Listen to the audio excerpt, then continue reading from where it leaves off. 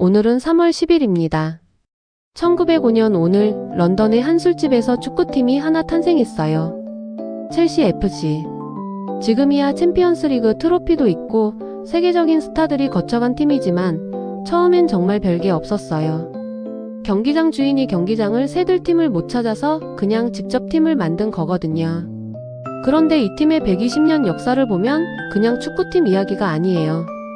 돈이 축구를 어떻게 바꿨는지, 러시아 억만장자의 등장이 세계 축구판을 어떻게 뒤집었는지, 그리고 트로피는 많이 따면서도 왜 감독을 그렇게 자주 갈아치우는지 오늘은 그 이야기를 해볼게요. 1905년 3월 10일 런던 플럼 지역의 라이징 선이라는 펍. 거스 미어스라는 사업가가 테이블에 앉아서 팀 창단을 결정합니다. 그런데 이 사람 팀을 먼저 만든 게 아니에요. 경기장을 먼저 샀어요. 스탠퍼드 브리지.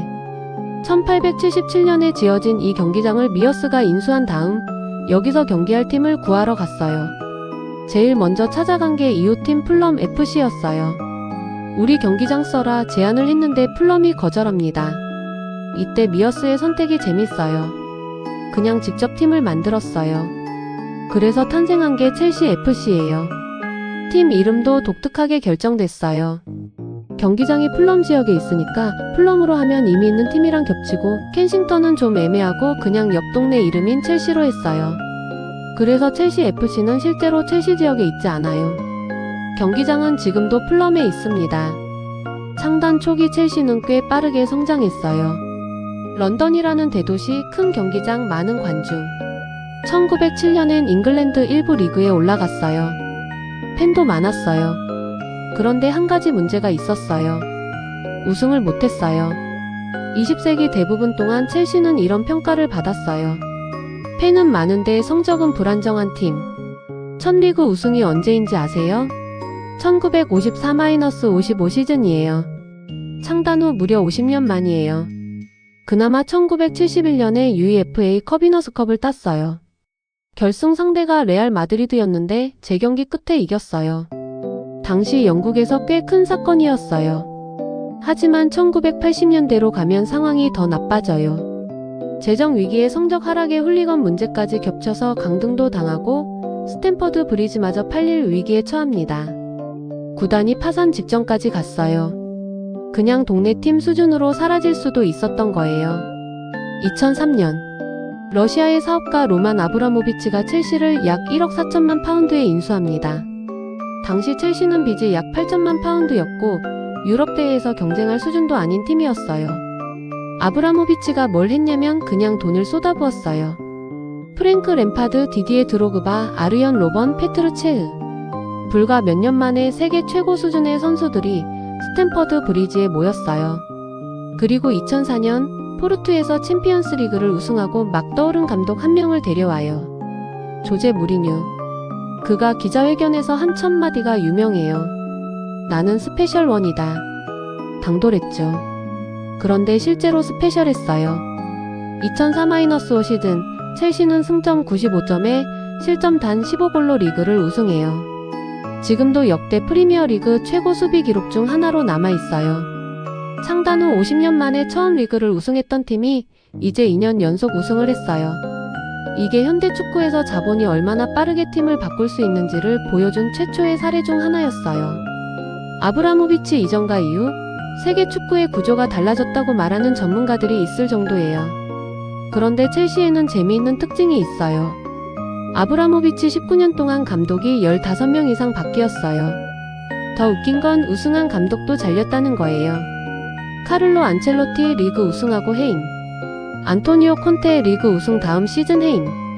심지어 무리뉴 본인도 2번이나 잘렸어요. 왜 이럴까요? 첼시의 철학이 독특해서예요. 다른 명문팀들은 감독에게 장기 프로젝트를 맡기는 경우가 많은데 첼시는 달랐어요. 기준이 딱 하나였어요. 지금 이길 수 있는가? 이기면 됩니다. 근데 조금이라도 성적이 흔들리면 바로 교체해요. 그런데 이 방식이 실제로 통했던 순간이 있어요. 2012년이에요. 시즌 중에 감독이 바뀌어서 임시감독 로베르토 디마테오가 팀을 맡았는데 그해 챔피언스리그 결승까지 올라가요. 2012년 챔피언스리그 결승. 상대는 바이에른 뮌헨. 그것도 뮌헨의 홈구장에서 열렸어요. 알리안츠 아레나. 전 세계 축구 전문가들이 예상했어요. 바이에른이 이긴다고. 경기 내내 바이에른이 압도했어요. 첼시는 수세에 몰렸고 후반에 실점하면서 지는 상황이 됐어요. 그런데 후반 88분 디디에 드로그바가 코너킥 상황에서 헤딩 동점골을 넣었어요. 연장전에서도 바이에른이 페널티킥을 얻었어요. 넣으면 거의 끝나는 상황. 그런데 드로그바가 골라인에서 발로 막았어요. 승부차기. 첼시가 이겼어요. 바이에른 홈구장에서 임시감독이 이끌던 첼시가 챔피언스리그를 처음으로 우승했어요.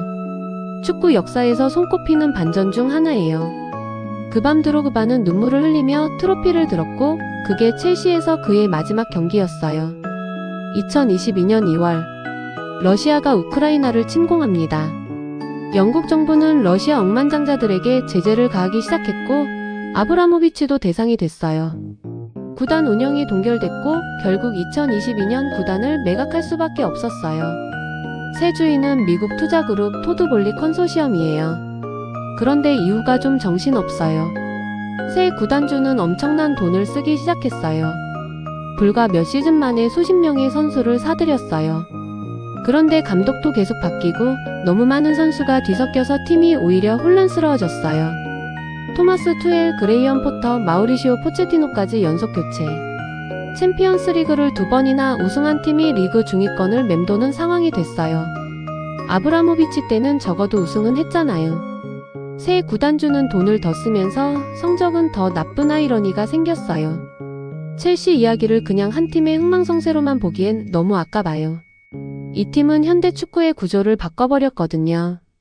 아브라모비치가 2003년에 한 일, 그러니까 엄청난 자본을 들여서 단기간에 최강팀을 만드는 방식은 이후 맨시티, 파리, 생제르맹, 뉴캐슬로 이어지는 오너십 모델의 원형이 됐어요.